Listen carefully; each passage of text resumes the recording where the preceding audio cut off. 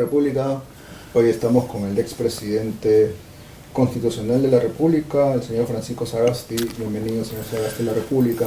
Muchas gracias, Enrique. Encantado de estar con ustedes y con los colegas de la República.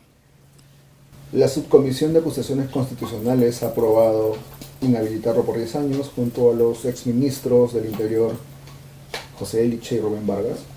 Falta saber, por supuesto, qué ocurrirá en la Comisión Permanente y posiblemente en el Pleno. ¿Hay una venganza política en su contra? No lo sé. Eso tendría que preguntarle a aquellos que han planteado esta acusación constitucional y a aquellos que la han aprobado en la subcomisión. ¿Le da crédito a lo que dice la acusación en la subcomisión? ¿Cómo voy a darle crédito? No me he planteado ya anteriormente, desde hace hasta casi 2 años, desde la primera vez que surgió esta imputación, nos hemos planteado los descargos en febrero de este año. Usted declaró ante la subcomisión en febrero, ¿no? ¿Perdón? Usted declaró ante la subcomisión en febrero. En febrero fueron mis abogados, porque en la subcomisión van los abogados, ellos son los que declararon, explicaron, pero no solo eso, yo mandé mis descargos por escrito en un informe de 20 páginas, 25 páginas, respondiendo una por una cada una de las imputaciones. Lo que me extraña un poco es que en la nueva versión que acaba de llegarme en estos días, que aprobó la Subcomisión de Acusaciones Constitucionales, que tiene alrededor de 50 páginas, pareciera que quienes lo elaboraron no se leyeron los descargos porque repiten lo mismo que se había dicho anteriormente y ya habíamos respondido mostrando las razones por las cuales esta imputación no tiene sentido. Si no han recogido su descargo, ¿significa que ya hay una decisión política tomada? No lo sé, pregúnteselo a quienes tomaron las decisiones. Yo prefiero no especular sobre las motivaciones y lo que hacen otras personas, y menos aún quienes son miembros de una subcomisión que está planteando una imputación y una acusación constitucional. Pero creo que están actuando de buena fe, al menos, eso se me podría responder. Mire, yo dejo a usted y a los televidentes y oyentes de la República saber si estos actúan de buena fe o no. Yo creo que como imputado no me corresponde ese tipo de apreciaciones. Pero usted defiende la decisión que tomó siendo presidente con el pase al retiro de estos generales. Definitivamente, absolutamente, por 2 razones. Por un lado, fue absolutamente constitucional, legal, se hizo de acuerdo al procedimiento de renovación extraordinaria, como está establecido en la Constitución, y en segundo lugar, se hizo como se vio posteriormente, para que la policía, durante el resto de mi gobierno, funcione de una manera adecuada, razonable, apoyando a la ciudadanía y sobre todo ayudando y apoyando a toda la ciudadanía en la lucha contra la pandemia. ¿Quizá lo ven como competencia electoral y tratan de sacarlo de carrera? Pregúntele a las personas que han aprobado eso, no me corresponde decirlo a mí. El Congreso también anda detrás de Salvador del Solar. Usted, el propio Martín Vizcarra, ¿no? Están habilitados por asuntos distintos a los que se ventilan en estos momentos en el Poder Judicial. Usted atraviesa el mismo camino en estos momentos. Ya sé que me ha dicho que habría que preguntárselo al Congreso, pero usted está dentro de esta lista de personajes que posiblemente sean habilitados en sus derechos políticos durante 10 años, más allá de que usted quiera o no postular. Por eso le pregunto, da la sensación de que hay una pretensión por sacar de carrera a posibles rivales. ¿Usted qué piensa? Mire, cuando uno ve lo que está sucediendo uno tras otro, es un poco difícil escapar a esa conclusión. Pero usted ha dicho que no va a postular, ¿se ratifica? Correcto. ¿Se ratifica que no va a postular? Definitivamente. Lo que sucede, Enrique, es que aquí los políticos y toda la ciudadanía están acostumbrados a que alguien diga una cosa y haga otra. Y las razones ya las he expuesto y las repito. Yo acabo de cumplir 80 años. Hacer campaña electoral hasta que cumpla 82, viajando por todo el país, en las diferentes regiones, de la manera tan intensa como es necesario.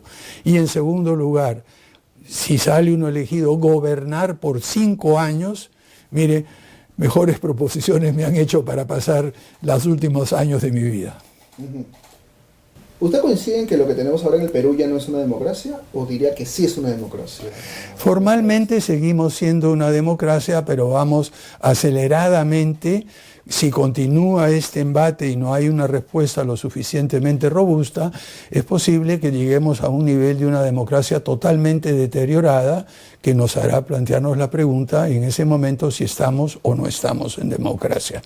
Y para eso yo creo que hay que distinguir entre dos cosas muy claras que la mayoría de los congresistas y políticos y la ciudadanía en general a veces no distingue, que es entre legalidad y legitimidad.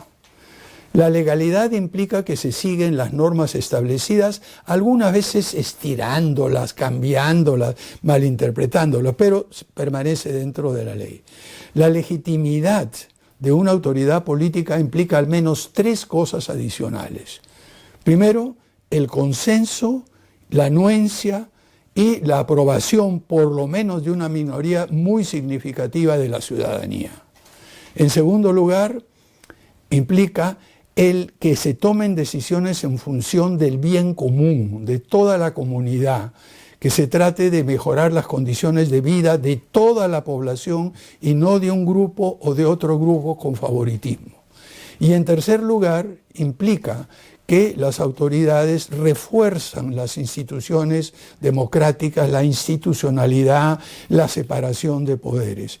Y el problema que tenemos ahora es que podemos tener un gobierno que fue elegido legalmente de acuerdo a todas las reglas, a pesar de las imputaciones de fraude que fueron absurdas y desvirtuadas totalmente, al punto tal de que ahora es que ellos gritaban fraude, aceptan todo lo que ha pasado. Pero la gran pregunta, legal sí, pero ¿es legítimo? No cumplen con ninguna de las tres condiciones que le he dicho. No tiene anuencia y consenso mayoritario de aprobación, no está pasando leyes en función del bien común, del bienestar de la ciudadanía, de la población, y tercero, está en un proceso acelerado de demolición de las instituciones democráticas, borrando la división de poderes, etc. Entonces, legal puede ser, legítimo no. Y ahí la gran pregunta es que usted ha hecho, y creo que cada uno de nosotros tendrá que sacar su conclusión. Es interesante el análisis que hace ahora. Este análisis involucra a Ejecutivo y Congreso, a esta coalición que distintos observadores han mencionado que existe, o se está refiriendo exclusivamente al Ejecutivo o al Congreso. No, yo creo que abarca, mire, yo creo que hay que verlo con toda claridad, ¿no? Abarca no solamente al Congreso, al Ejecutivo, algunas otras instituciones autónomas como la Defensoría del Pueblo, que en este momento hemos visto la pérdida de brújula que ha tenido durante los últimos años, pero también involucra de una manera u otra a los representantes de economías ilegales, involucra a toda una gama de organizaciones que están ejerciendo el poder no en función de lo que exige la legitimidad, es decir, con la anuencia de la ciudadanía, y por eso vemos la desaprobación que tienen prácticamente todas las instituciones autónomas del Estado, con honrosas excepciones. Y además de eso vemos lo que están saliendo como leyes. Mire, para muestra basta un botón. Por primera vez desde 1992 vamos a tener un déficit fiscal de alrededor del 4.5% del PBI. Según proyecciones, es correcto. Ahora, aquellos que no se acuerdan cuál fue el resultado de tener déficits fiscales, de no tener una economía y un gasto público sano, que nos llevó a la hiperinflación y todo eso, lo que estamos viendo, estamos volviendo al caos que se generó durante los años 80. Vamos camino en esa dirección. Entonces, están los legisladores, está el Poder Ejecutivo tomando decisiones, más aún, el presupuesto se está negociando y aprobando y llevamos meses sin viceministro de Hacienda. Renunció la viceministra de Hacienda, que tiene una larguísima trayectoria y que conoce muy bien lo que es el equilibrio fiscal y el manejo sano del gasto público, y no han podido encontrar a nadie. Entonces, por favor, estamos yendo en una dirección en que esa segunda condición, pensar en el bien común, en el bienestar de la ciudadanía, no se cumple. Además de demoler la institucionalidad. ¿En qué momento cree usted que el Perú dio este salto hacia el contexto que usted está describiendo? En un momento el Perú, estoy hablando de ya años atrás, era visto con mayor optimismo incluso por los propios peruanos, ¿cierto? Ahora la situación es muy distinta. ¿En qué momento cree usted que empezó? Mire, yo soy lo suficientemente viejo para ver ciclos de arme y desarme, como usted desarmar la país, ¿no? Yo he visto lo que usted acaba de decir, incluso varias veces a lo largo de los últimos 50. Yo empecé a interesarme en política cuando tenía 12 años, con la elección de Prado contra Lavalle en 1956. Desde ahí vengo siguiendo todo esto, he participado activamente en política como dirigente estudiantil, etc. Lo que quiero decir es que hemos tenido estos ciclos, ¿no? Lo que usted acaba de describir es lo que decían todos los peruanos desde los 80, en la peor época del terrorismo, que no había futuro, que no estamos... Nos recuperamos, salimos de eso. Luego, bueno, tuvimos todo el proceso autoritario y de corrupción tremenda que vivimos durante los 90. Entonces, esa pregunta que tenemos que atribuirse a Zabalita en conversación en la catedral con Vargas Llosa, creo que se viene haciendo periódicamente. Y yo creo que el Perú se fregó, por no decir la palabra correcta, cuando nos preguntamos eso, si nos los preguntamos a cada rato. En vez de preguntarnos cuándo fue que se fregó el Perú, lo que teníamos que preguntarnos qué podemos hacer para salir de la situación en que estamos. Y pareciera que muchas personas que podrían contribuir prefieren identificar el momento preciso en el cual el Perú todo empezó a irse abajo, en vez de pensar, ok, estamos mal, ¿cuáles son las salidas? Y eso es lo que he tratado de plantear en ciertas medidas en mi último libro, ¿no? Hay salidas. Se llama Incertidumbre. ¿Por qué le puso incertidumbre al libro, señor Sagasti? Porque me parecía, mire, yo decidí escribir un libro que llegue al público en general. Ya tengo más de 30 libros académicos, este año he publicado ya 3, este es el 4º libro que publico. Y lo que traté de capturar es lo que sentimos todos. En este momento, usted lo acaba de plantear con su pregunta, en un pedido de incertidumbre. Y por eso el subtítulo es 5 ensayos para entender nuestro tiempo. Alguien me tomó el pelo diciendo, has debido escribir 7. Le dije, no, nada de 7 ensayos. Con 5 yo me quedo a la altura en que puedo estar. En fin, pero lo que he tratado de hacer es explicar un poco, en primer lugar, que no estamos solos en esta sensación de incertidumbre. Es algo regional, es algo global. Y es producto de una serie de cambios que se han venido gestando durante el larguísimo tiempo, y yo uso 450, 500 años desde principios del siglo XVII hasta la fecha, se ha venido gestando paulatinamente.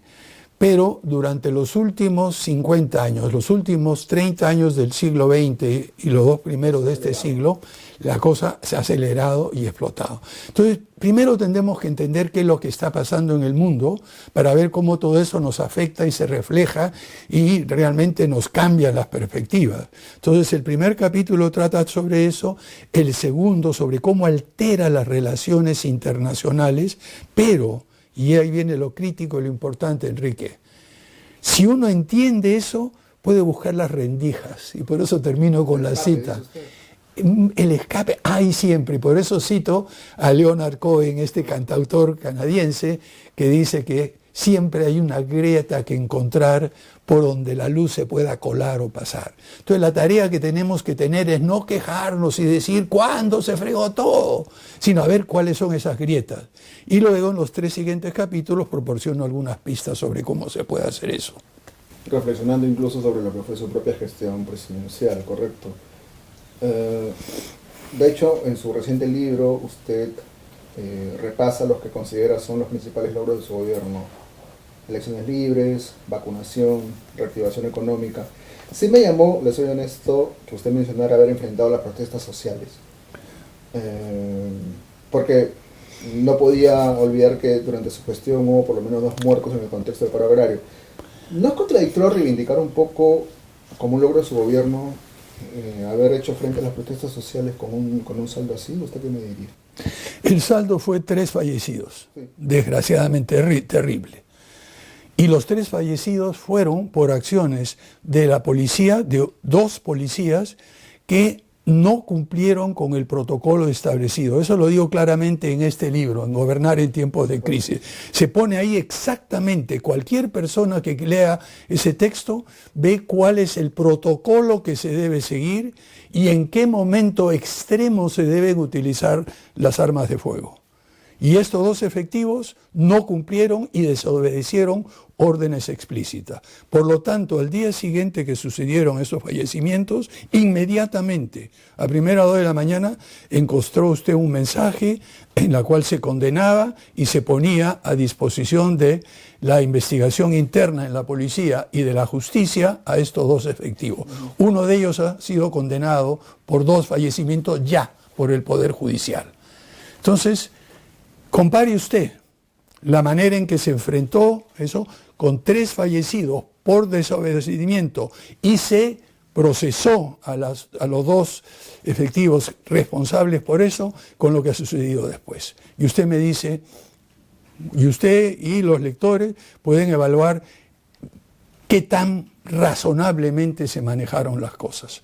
Yo creo que pudimos hacer lo que era posible, respetando una cosa sagrada al máximo posible, el derecho a la vida, el derecho a la protesta, pero sin interrumpir el curso normal de las actividades de otras personas. ¿Hubiese querido enfrentar ese paro agrario de otra manera? Digo, mirándolo retrospectivamente. Mire, no sé, yo creo que al final salió de la manera que podría haber salido. Y lo siguiente, y lo que dijimos, Enrique, que este era un primer paso. Esta solución que dimos en ese momento y en esas condiciones fuera el primer paso, que había que seguir mucho más allá con un diálogo entre los empresarios agrarios, los trabajadores y el tratar de eliminar infiltrados que sabíamos que había de manera consciente. O sea que lo que logramos en el breve gobierno de 8 meses y 11 días es manejar las protestas con un mínimo de daños y en segundo lugar sentar las bases para que se siguiera trabajando. Eso no se hizo. Ahora, yo le toco el tema, uno, porque lo menciona en el libro expresamente. ¿Correcto? Pero además porque este es un contexto de creciente inseguridad ciudadana, donde el papel de la policía, como usted bien sabe, es permanentemente evaluado en la discusión pública. Correcto. Correcto, ¿no? Recordemos lo que ocurrió con las protestas en el gobierno de Dina Boluarte, ¿no? Y los 49 asesinados. Algunos dicen que son 50, en fin, la cifra está entre esas 2.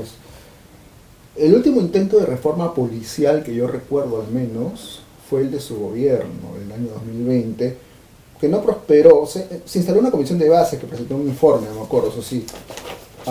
Pero me parece que usted alegó en ese momento que un gobierno de transición no tenía el oxígeno suficiente para emprender una reforma a profundidad. Se lo pregunto también retrospectivamente.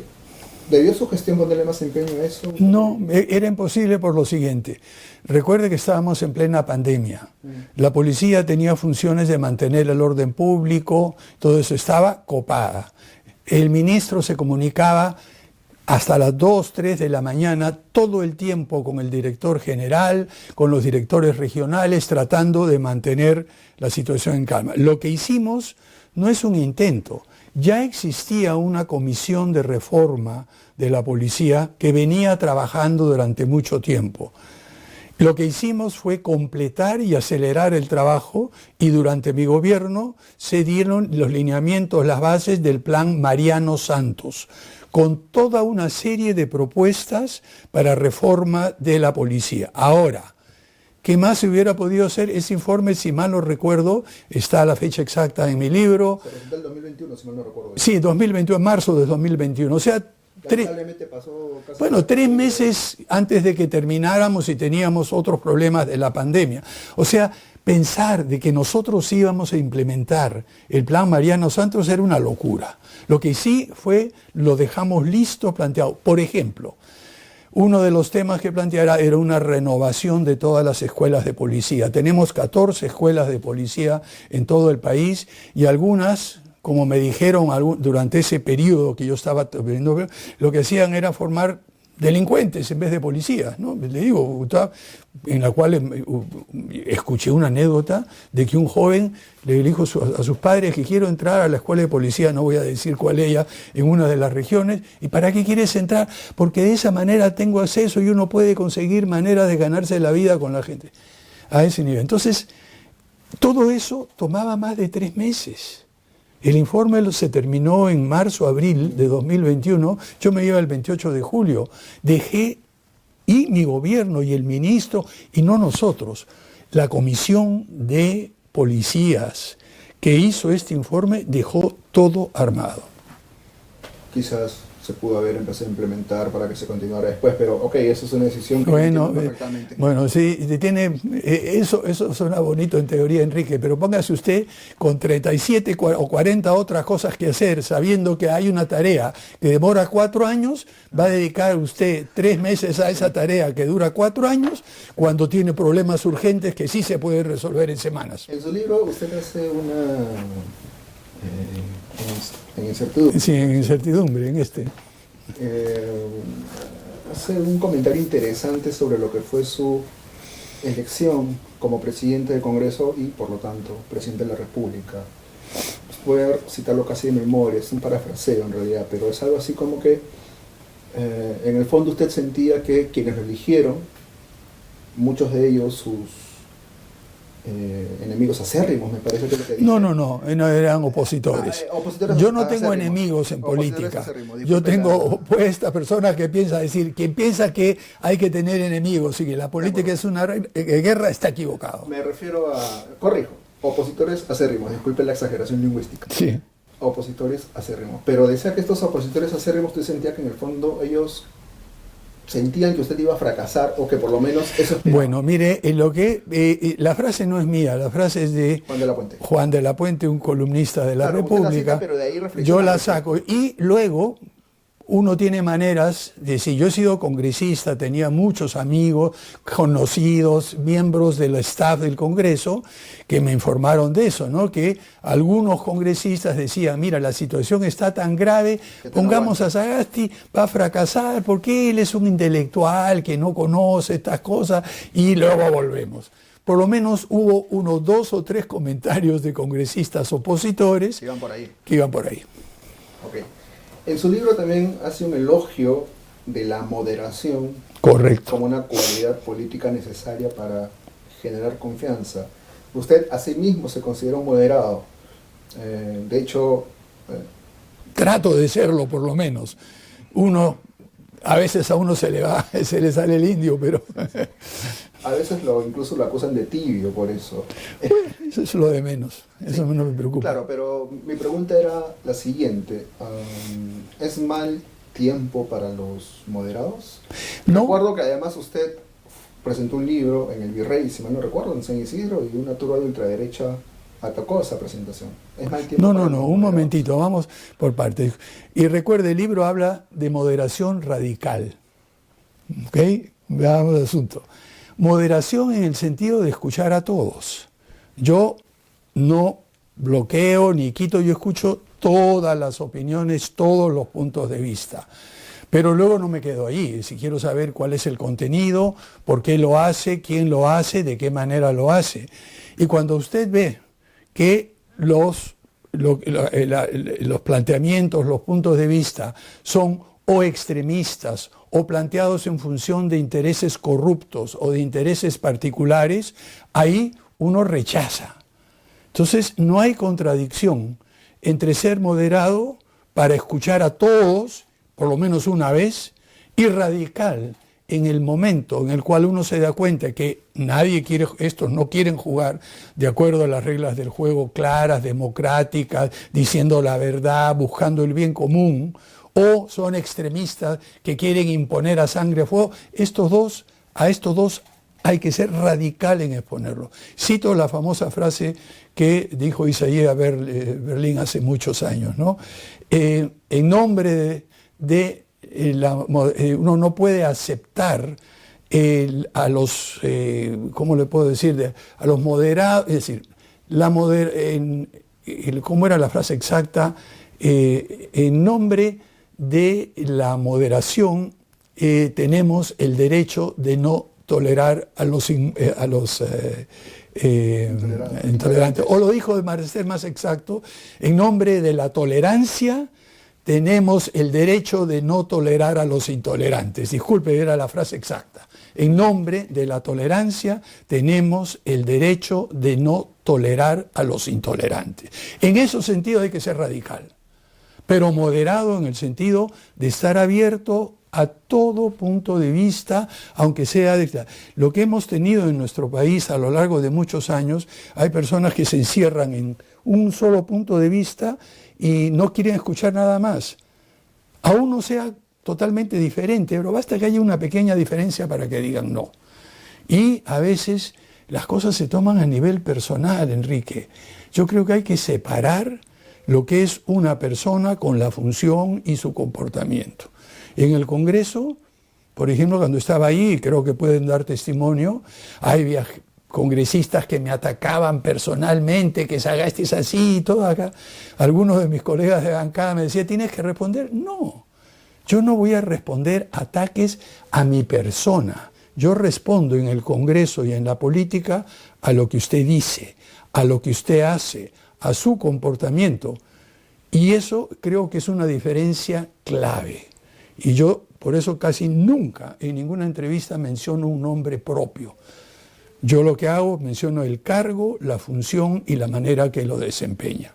Y si no separamos, ese me gusta, ese no me gusta, este es así, este es asado, o él me hizo esto o me dijo el otro. Si no separamos eso de qué es lo que propone, qué es su manera de actuar en política, yo creo que vamos a llegar a un caos en el cual somos incapaces de buscar el bien común por sentirse o ignorado o insultado personalmente, y eso no es digno de políticos sensatos. ¿Y no será que llegamos a ese caos? ¿Perdón? ¿No será que ya llegamos a ese caos? Hay algunos, creo, y de repente quizá poco a poco hay más de los que uno hubiera querido tener, pero al mismo tiempo también encuentro. ¿No siente que la discusión pública en el país ha sido ganada por los extremismos? En este momento sí, pero yo creo que la discusión pública, pero al mismo tiempo también estoy escuchando un montón de voces razonables. Y lo viendo, en diferentes lugares, diferentes diarios. Yo leo prácticamente toda la gama. Los que tienen el poder son otros, ¿no? Bueno, vamos a ver un momentito. ¿Usted está hablando de moderación en la discusión o moderación en el ejercicio del poder? Son dos cosas diferentes. Lo que yo le puedo decir es que por lo menos hay, creo yo, no solo en el país, sino lo que he visto en otros lugares donde pareciera haber una tremenda polarización, hay un número muy grande, muy grande de personas que tienen una visión más equilibrada. Lo que sucede, como digo en el libro, es que intervenir en política se ha vuelto una cosa tan poco grata que muchas de esas personas dicen, no, yo no me quiero meter. Pero a la larga, aún con todos los costos que tiene, yo creo que por lo menos en mi caso, que he entrado un poco tarde y me ha metido y usted veía todas las cosas que me dice y me dio acá, yo creo que queda la satisfacción del deber cumplido. Y eso es lo que debiera motivar a mucha gente, muchísima, una mayoría, que no tienen esos puntos de vista extremistas, a participar más activamente en política. De acuerdo. Francisco Sagasti, expresidente de la República, ha estado con nosotros. Muchas gracias por la entrevista, señor Sagasti. Bueno, y espero que los haya estimulado esto a ver el primer libro que trato de producir para el público en general después de demasiados años escribiendo solo para académicos. Bueno, Gobernar en tiempo de crisis tampoco es un libro para académicos, necesariamente. Bueno, pero tiene su mezcla. Gobernar en tiempo de crisis es 3 libros en uno. Y cada, usted ve, tiene 3 tipografías diferentes. Una dedicada a los intelectuales, una dedicada al público en general y otra dedicada a la gente que está interesada en la política. Esos 3 textos se intercalan de tal manera de hacer que la lectura no sea un plomo de puramente teoría o puramente hechos, sino que permitan entender qué estaba detrás de cada decisión que tomamos durante el gobierno de transición y emergencia. Muchas gracias de nuevo por la entrevista, señor Sagasti. Bueno, muchísimas gracias, Enrique. Eso ha sido todo por hoy.